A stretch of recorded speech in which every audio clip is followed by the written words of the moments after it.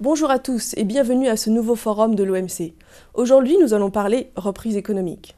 Le monde fait face actuellement à une des crises économiques les plus graves depuis les années 30. La crise financière a provoqué la crise de l'économie réelle. Et effet boule de neige oblige, le chômage a augmenté et la dette des pays riches a explosé. Cependant, une reprise s'amorce aujourd'hui. Et la question se pose de savoir comment le commerce peut-il y contribuer. Pour répondre à cette question, nous avons invité Madame Laurence Boisson de Chazourne, professeure de droit à l'Université de Genève, et Monsieur François Riégère, délégué permanent de la France auprès de l'OMC. Alors Madame Boisson, que pensez-vous de cette question? Comment le commerce peut-il contribuer à la reprise économique aujourd'hui? Alors, je vais vous répondre de mon point de vue. Je suis professeur de droit international, professeur d'organisation internationale. Et je pense que ce que l'OMC a montré au travers de cette crise qui n'est pas terminée, ce sont les vertus du multilatéralisme, les vertus d'un multilatéralisme organisé, les vertus d'un multilatéralisme qui joue avec des règles du jeu qui sont semblables pour tous les États membres de l'organisation. Et je le crois vraiment, les institutions, les règles, l'esprit, les valeurs qui règnent dans cette organisation ont aidé à ce qu'il n'y ait pas d'activité unilatérale qui aille dans tous les sens, des mouvements protectionnistes qui seraient pris de ci, de là par les différents États membres. Je crois aussi que ce cadre universel, puisque l'organisation est presque universelle, permet aussi de construire la confiance entre les États membres. Ce dont on se rend compte, c'est que finalement la crise, c'est de l'intérêt et des enjeux pour tous les États membres de l'organisation. Et le fait qu'il puisse y avoir des réunions publiques où tous ces États puissent se rencontrer, puisque ça c'est une marque de fabrique de l'OMC, il n'y a pas d'organe restreint, donc tous les États peuvent venir à chacune des réunions. Je pense que ça c'est vraiment un instrument très important de construction de la confiance entre les États, face à des moments très difficiles, et vous l'avez dit, hein, les enjeux pour l'OMC sont très importants puisque les dettes sont abyssales et donc il va falloir que les États trouvent des moyens de trouver des fonds et des nouvelles ressources. Et la tentation est grave alors de recourir à des mesures de protection, de protectionnisme. Pour l'heure, ils ne l'ont pas fait et je crois que c'est à l'avantage de l'Organisation mondiale du commerce. Alors, confiance entre les États ? Oui, je suis tout à fait d'accord. Effectivement, le fait qu'il y ait un système multilatéral fondé sur des règles, avec un système de règlement des différends et la pression des pairs par l'examen des politiques commerciales ou l'examen des pays qui sont en accession, était un élément fondamental. Et à telle enseigne que le G20 a confié effectivement à l'OMC la tâche de mesurer et en tout cas de suivre les éventuelles mesures protectionnistes qui peuvent être prises par les uns ou par les autres. Jusqu'à présent, cet examen a révélé que les pressions protectionnistes, si elles existaient, ne s'étaient pas traduites dans les faits. Ça, c'est effectivement un point tout à fait positif. Nous ne sommes pas dans la situation des années 30 où il y a la contraction du commerce du fait de mesures protectionnistes a exacerbé les effets de la crise. En revanche, le développement des échanges, et notamment le développement des importations, alors que la reprise s'essouffle et que le chômage ne diminue pas, peut renforcer les pressions protectionnistes et effectivement amener des politiques de type populiste qui peuvent avoir cet effet sur la crise. Ensuite, moi je vois également la prolifération des accords régionaux ou bilatéraux induit un élément d'opacité qui peut être à la longue préjudiciable. Et en plus, c'est un processus cumulatif, puisque ces accords de libre-échange bilatéraux ou régionaux ont un double aspect. Ils développent les échanges à l'intérieur de la zone, mais également, il y a un caractère d'exclusion à l'extérieur de la zone. Donc, il y a une prolifération d'accords bilatéraux qui peut être effectivement assez difficile ensuite à suivre par l'OMC, qui a une responsabilité, effectivement, d'examen de ces accords bilatéraux. Je voudrais rebondir sur ce qui a été dit. Enfin, moi, je crois que le commerce est extrêmement important par rapport à la gestion d'une crise, celle que nous connaissons. Mais en même temps, je pense que le commerce ne suffit pas. Hein. Et c'est ça, en fait, qui doit aussi être souligné et qui ressort beaucoup de ce forum. C'est qu'il y a beaucoup d'autres politiques publiques qui doivent être menées par les États pour faire face à la crise.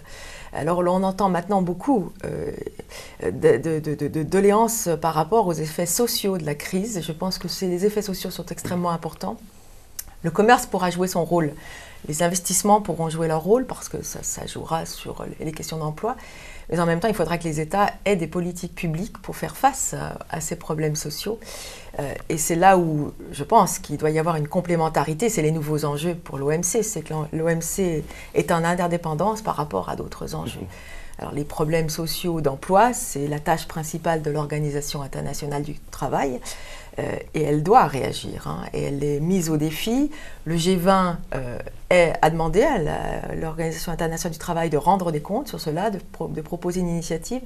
Et c'est là où je crois qu'il y a un nouveau rôle pour l'OMC, c'est que c'est un cadre multilatéral qui devra s'ouvrir à l'extérieur, se projeter sur l'extérieur pour capter les attentes, les problèmes d'intérêt public qui se déroulent à l'extérieur et en prendre les aspects qui concernent le mandat de l'OMC en son sein. Alors par rapport aux pays en développement, je pense que l'un des grands enjeux, et on l'entend, c'est la question du développement. C'est-à-dire que le développement, il a beaucoup été axé sur l'aide publique, mais on est en train de passer à une étape autre, qui est celle du commerce et de l'intégration des pays en développement dans le système commercial. Pour ce faire, il faut des règles du jeu pour eux. Et je crois que la question du coton le révèle bien, c'est que c'est un problème d'importance pour un nombre de pays africains. Donc moi je vois de nouveaux jours et des jours qui vont être très importants pour l'OMC. L'OMC a su répondre à la crise, mais l'OMC maintenant va devoir rendre des comptes sur beaucoup d'autres aspects de l'agenda international. Il y a une question dont on ne pourra pas faire l'économie plus longtemps. On assiste actuellement à des mesures qui sont prises par un certain nombre de pays sur les restrictions à l'exportation de produits agricoles, par exemple, ou la problématique des minerais. Donc là, actuellement, les disciplines de l'OMC ont le mérite d'exister, mais elles sont encore extrêmement faibles et assez peu abordées par le mécanisme de règlement des différends ou l'examen des politiques commerciales. Donc ça, c'est un des nouveaux défis auxquels aura à faire face l'OMC. Et troisième défi, c'est effectivement la problématique de la cohérence, la cohérence avec les autres organisations internationales. L'OIT, dont on a parlé, n'a pas le statut d'observateur à l'OMC, l'OMC n'a pas le statut d'observateur à l'OIT. Bon, ça, c'est une problématique, effectivement, qui repose également sur les membres. Ça, c'est parce que ce sont des organisations qui sont conduites par les membres. Et ça, c'est un problème, effectivement, de cohérence qu'il va falloir aborder. Nous sommes aujourd'hui dans le cycle de Doha, qui va renforcer certaines disciplines. C'est vrai qu'il y a encore certains endroits qui restent moins régulés que d'autres.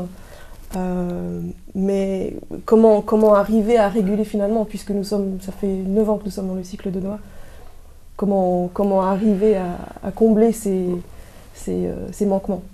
Alors il y a effectivement un problème qui est que si on introduit de nouveaux sujets dans le cycle de Doha, on risque de tout faire capoter. Je crois qu'il faut effectivement essayer de le conclure plus ou moins sur les bases actuelles, enfin sur la base des paramètres actuels, quitte à modifier certains éléments à la fois d'équilibre et de niveau d'ambition, et notamment avec probablement une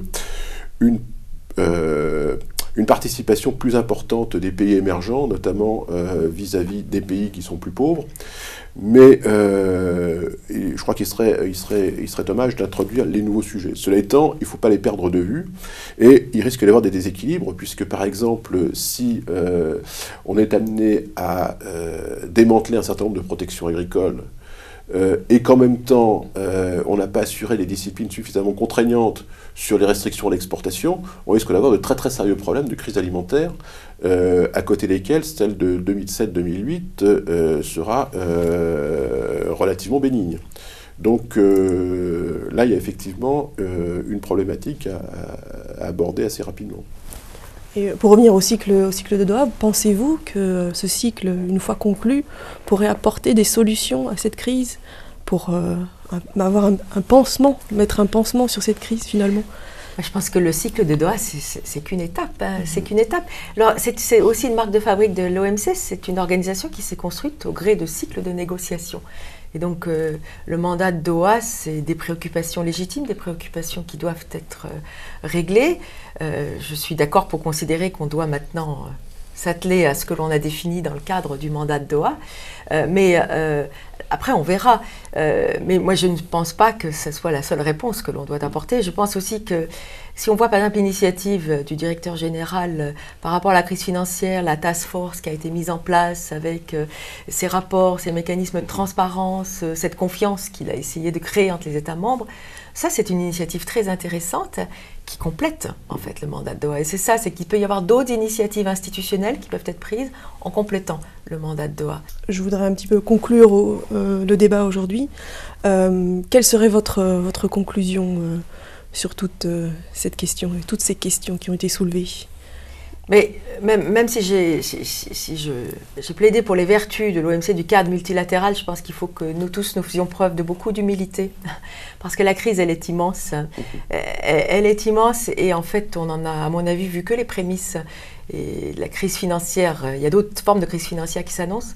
Alors je pense qu'il faut qu'on consolide nos acquis. Et ça a été fait et c'est à l'honneur de l'institution et des États membres qui ont joué le jeu. Des petits et des grands. Mais en même temps, ce qu'il faut, c'est qu'on reste vigilant, je pense, et que l'on s'intéresse à la question sociale, parce que, à mon avis, c'est celle qui sera la plus importante dans les années à venir. Tout à fait d'accord. Humilité. Humilité, vigilance, absolument. Et puis effectivement, la prise en compte de nouvelles problématiques.